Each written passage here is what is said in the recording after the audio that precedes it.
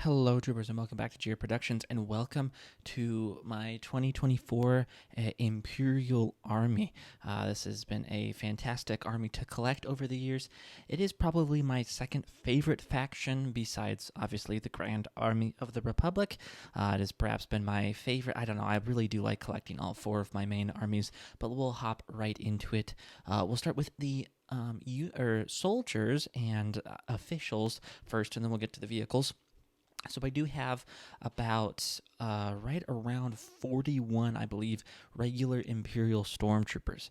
The vast majority of my Stormtroopers are going to be the 2014 slash Rogue One style. I do think that is the superior, and that is my favorite Stormtrooper. I've mentioned that before. Let me know down in the comments if you like that Stormtrooper or which Stormtrooper variant is your favorite.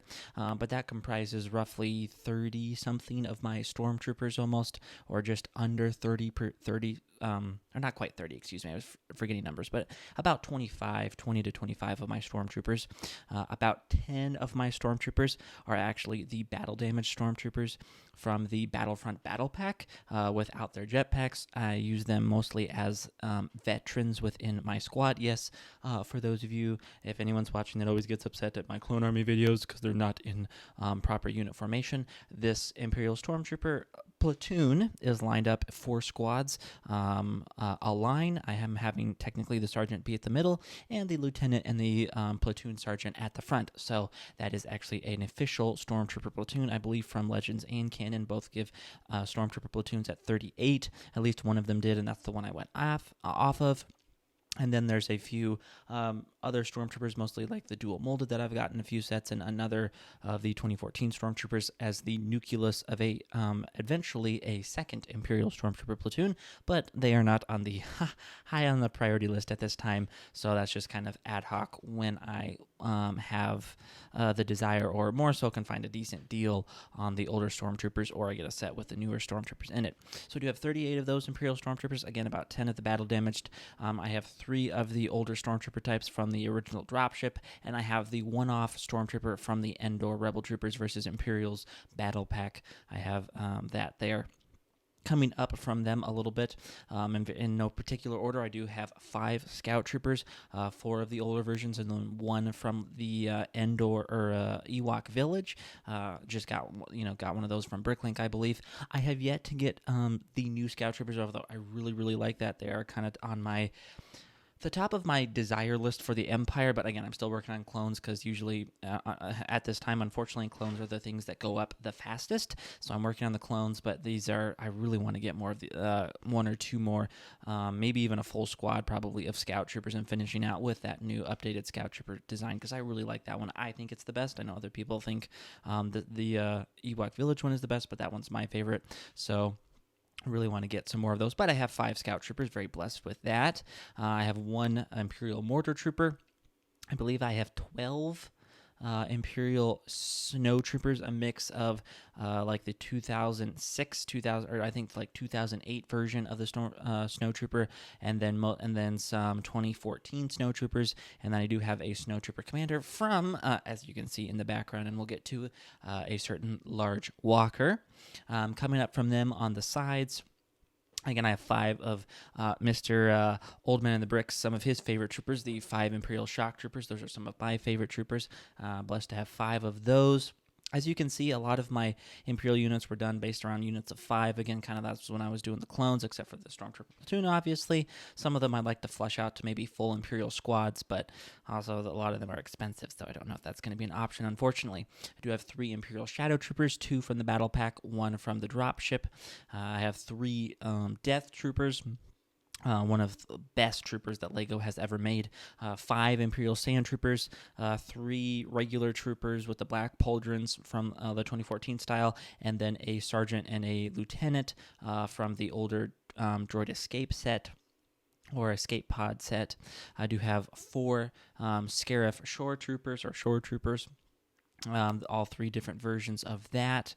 And then coming up from those, I'm just trying to, we also have, I think that's most of the Imperial troops. Again, I'm kind of going off a little bit off of memory. I took all the pictures, but I'm going a little bit off of memory, so you have to bear with me a little bit on that. I do have Tobias Beckett. I kind of just use him as a captain. I have a couple Imperial officers. I have an Imperial general. I do have two Shadow Guards. I think a very underrated figure. I know they were only like in the Force Unleashed, but still a very niche and I think underrated figure. Very cool figure. And then coming up towards the front, at least on the Army side, we do have the Emperor himself, followed by Darth Vader. Have a few Shadow Royal Guards. And that makes up most of the either like Imperial Army or ground forces. Heading over to some of the Navy or pilots, again, we'll have some stormtroopers in the back, the replacements. Up from that, scattered in among those.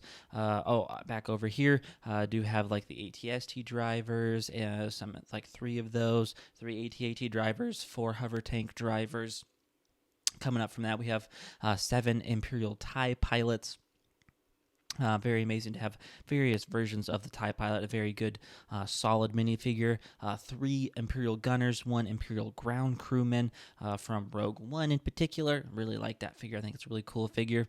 About 7, I believe, or 5, 5 different Imperial crew members from various things. From the Star Destroyer, and got an extra one somewhere, and the mini Star Destroyer, or the microfighter Star Destroyer in the battle pack. So those various ones. About 4 Navy troopers, and then up from that we have just an Imperial naval officer, and then we have Vice Admiral Ray Salone, and then we have, of course, the mastermind himself, Grand Admiral Thrawn. Also, we do have, I forgot to have him in the main thing, but I got a picture of him here later. I do have Moff Gideon with 2 of the Dark Troopers. So I believe that's most of the Army.